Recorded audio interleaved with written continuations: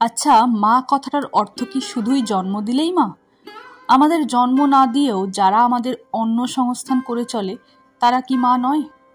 ছোটবেলায় যে গরুর দুধ খেয়ে আমরা দেহমনে পুষ্ট, সে কি আমাদের মা নয়? ভেবে দেখবেন। নমস্কার, গল্পের মাঝে আজকের নিবেদন বনফুলের লেখা ছোট গল্প এক ফোঁটা গল্প।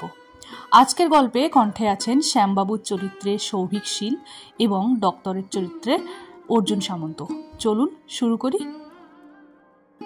রায়গঞ্জের জমিদার শ্যামবাবু যে খেয়ালি লোক তা জানতাম, কিন্তু তাঁর খেয়াল যে এত দূর খাপছাড়া হতে পারে তা ভাবিনি। সেদিন সকালে উঠেই এক নিমন্ত্রণ পত্র পেলাম। শ্যামবাবু তার মাতৃশ্রাদ্ধে সবান্ধবে নিমন্ত্রণ করেছেন। চিঠি পেয়ে আমার মনে কেমন যেন একটু খটকা লাগলো। ভাবলাম, শ্যামবাবুর মায়ের অসুখ হলো, অথচ আমি একটা খবর পেলাম না। আমি হলাম এদিককার একমাত্র ডাক্তার। যাই হোক, নিমন্ত্রণ যখন করেছেন তখন যেতেই হবে। গেলাম। গিয়ে দেখি শ্যামবাবু গলায় কাঁচা নিয়ে সবাইকে অভ্যর্থনা করছেন। তার মুখে একটা গভীর শোকের ছায়া। আমাকে দেখেই বললেন, আসুন ডাক্তারবাবু, আস্তে আজ্ঞা হোক।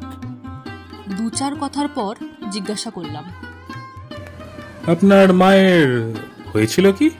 শ্যামবাবু একটু বিস্মিত হয়ে উত্তর দিলেন, ও, আপনি শোনেননি বুঝি? আমার মা তো আমার ছোটবেলাতেই মারা গেছেন, তাকে আমার মনেও নাই। ইনি আমার আর এক মা, সত্যিকারের মা ছিলেন। ভদ্রলোকের গলা কাঁপতে লাগলো। আমি বললাম, কিরকম? কে তিনি? তিনি বললেন, আমার মঙ্গলা গাই।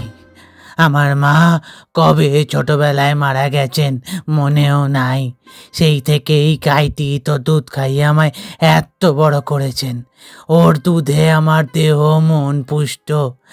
আমার সেই মা আমায় এতদিন পরে ছেড়ে চলে গেলেন ডাক্তারবাবু। এই বলে তিনি হু হু করে কেঁদে ফেললেন। আমার বিস্ময়ের আর সীমা রইল না। এতক্ষণ আপনারা শুনছিলেন বনফুলের লেখা ছোট গল্প এক ফোঁটা গল্প। এটি নেওয়া হয়েছে তার লেখা ছোট গল্প সমগ্র থেকে। আজকের মতো গল্পের আসর শেষ। আপনাদের সঙ্গে আবার দেখা হচ্ছে কোনো নতুন গল্পের মাধ্যমে। ততক্ষণে লাইক, কমেন্ট এবং চ্যানেলটি সাবস্ক্রাইব করে আমাদের পাশে থাকবেন। বন্ধুদের সাথে শেয়ার করবেন। ধন্যবাদ।